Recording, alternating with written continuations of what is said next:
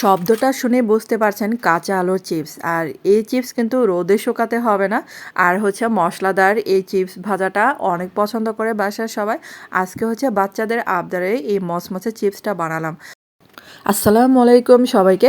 আর এই যে দেখেন আমি কিন্তু মানে এই সাইজের আলুটা নিয়েছি, কারণ হচ্ছে বাসায় এই সাইজের আলুগুলো ছিল, নতুন আলু যেহেতু, আর বড় সাইজের আলুগুলো ছিল না। তো এটা দিয়ে দেখেন এই যেরকম করে স্লাইজারে যাদের মানে এরকম কাটার আছে তারা কিন্তু খুব সহজে এরকম করে কেটে নিতে পারবেন।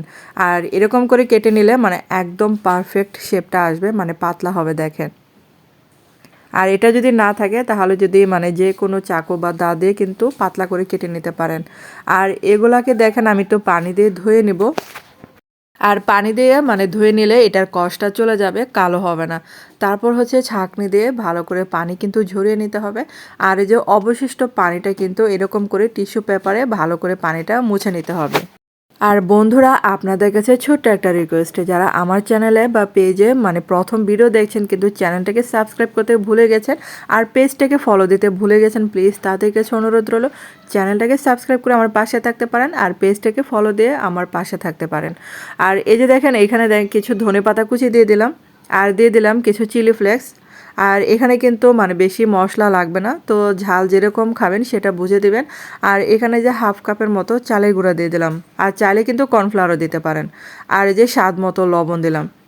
এখন হচ্ছে শুকনো উপকরণগুলো ভালো করে মাখিয়ে নিতে হবে।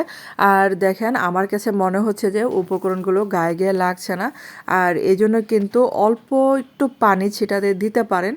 আর এখানে কিন্তু পানিটা না দেওয়াই ভালো, কারণ হচ্ছে পানিটা দিলে আবার লবণ মাখানোতে পানিটা একটু ছাড়ে। তার জন্য মানে চেষ্টা করুন পানিটা না দেওয়া।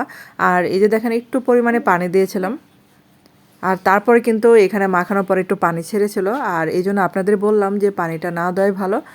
এই যে দেখেন গায়ে গায়ে কিন্তু মাখিয়ে নিলাম। আর এগুলায় যত সম্ভব তাড়াতাড়ি দ্রুত ভাজতে হবে। তারপর হচ্ছে এই যে দেখেন একটা একটা করে দিয়ে দিলাম। আর প্রথমে কিন্তু অল্প অল্প করে দিবেন, অল্প অল্প করে দিলে কিন্তু এই আলুর চিপসগুলো অনেক মচমচে হয়। আর এখানে কিন্তু আমি 3 বার দিয়ে ভেজেছি, মানে 3 বারে যেগুলো মাখিয়েছিলাম এগুলা দিয়ে ভেজেছি। আপনারা বড় মানে ফ্রাই প্যান থাকলে সেখানে বেশি করে দিয়েও ভাজতে পারেন। আর এগুলা কিন্তু সাথে সাথে উল্টানো যাবে না, তো এক সাইড যখন ব্রাউন কালার চলে আসবে তখনই কিন্তু উল্টিয়ে দেবেন, না হলে আবার মশলাগুলো কিন্তু এই আলু থেকে মানে সরে যাবে, তখন আর খেতে অতটা ভালো লাগবে না। আর এই যে দেখেন ভাজা কিন্তু হয়ে গেছে, আর এগুলো এখন তুলে নিচ্ছি। এখন হচ্ছে বাকিগুলো কিন্তু সেমভাবে ভেজে নেব। আর সন্ধ্যার নাস্তায় এরকম করে বাচ্চাদের জন্য চিপস বানিয়ে দিতে পারেন। বাচ্চারা বাইরের চিপসের থেকে মানে বাসায় এরকম করে বানিয়ে দিবেন, খেতে কিন্তু অনেক মানে মজার, তো বাচ্চারাও কিন্তু অনেক পছন্দ করবে। আর বাচ্চারা যদি ঝাল খেতে পছন্দ না করে তাহলে কিন্তু ঝালটা এখানে বাদ দিতে পারেন। আর এই যে দেখেন কতটা ক্রিস্পি হয়েছে এই চিপসগুলো। আর রোদে শুকানো ঝামেলা ছাড়াই এভাবে চিপস কিন্তু বানিয়ে দিতে পারেন। আর এগুলা দেখবেন বানানোর সাথে সাথেই কিন্তু শেষ হয়ে যায়, বাচ্চারা দেখবেন যে কাড়াকাড়ি করে খাওয়া শুরু করে। এত মজার হয় আর এত মচমচা হয়। তো অনেক সময় দেখা যায় রোদে দেওয়ার ঝামেলা, চিপস বানাতে চান না, তারা কিন্তু এভাবে চিপস বানিয়ে দিতে পারেন। আর আর এই রেসিপিটা আপনাদের কাছে কেমন লেগেছে বন্ধুরা, অবশ্যই কিন্তু আমাকে কমেন্ট করে জানাতে পারেন। আর ধন্যবাদ এতক্ষণ আমার ভিডিওটা দেখার জন্য।